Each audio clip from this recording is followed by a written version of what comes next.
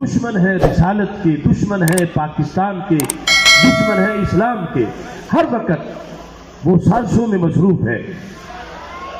انہیں معمولی سی آنچ بھی آتی ہے تو سارے ان کے ساتھ جا کے کھڑے ہو جاتے.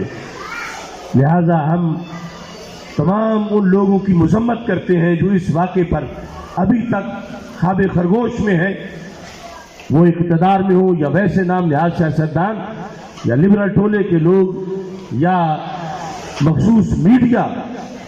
ہم ان کی مذمت کرتے ہیں. انہیں چاہیے کہ فوری طور پر ایک عظیم عاشق رسول صلی اللہ علیہ وسلم کے خون کا بدلہ لینے کے لیے اور ان بھیڑیوں کو جنہوں نے یہ ظلم کیا ہے انہیں پھانسی کے پھندے تک پہنچانے کے لیے یہ سارے کے سارے لوگ اپنا اپنا کردار ادا کریں.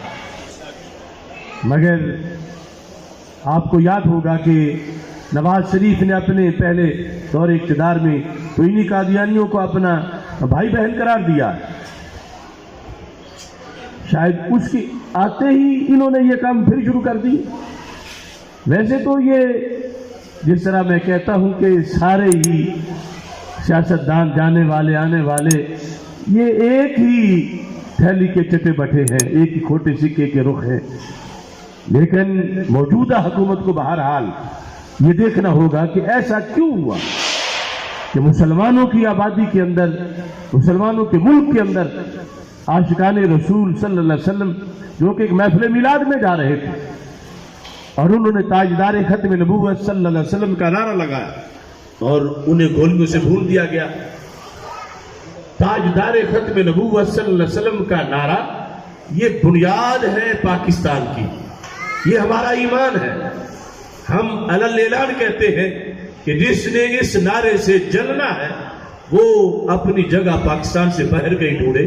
پاکستان کا چپا چپا عقیدہ ختم نبوت کی برکت سے مارز وجود میں آیا ہے. نعرہ تکبیر، نعرہ رسالت، نعرہ تحقیق، نعرہ حیدری، تاجدار ختم نبوت زندہ باد، تاجدار ختم نبوت زندہ باد، تاجدار ختم معصومیت زندہ باد.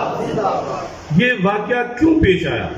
اصل وجہ یہ ہے کہ امتناع قادیانیت ایکٹ وہ مردہ پڑا ہے، اسے نافذ نہیں کیا جا رہا عملاً. ویسے تو نافذ ہی ہے، ایکٹ ہے، پیرا آرڈیننس تھا، وہ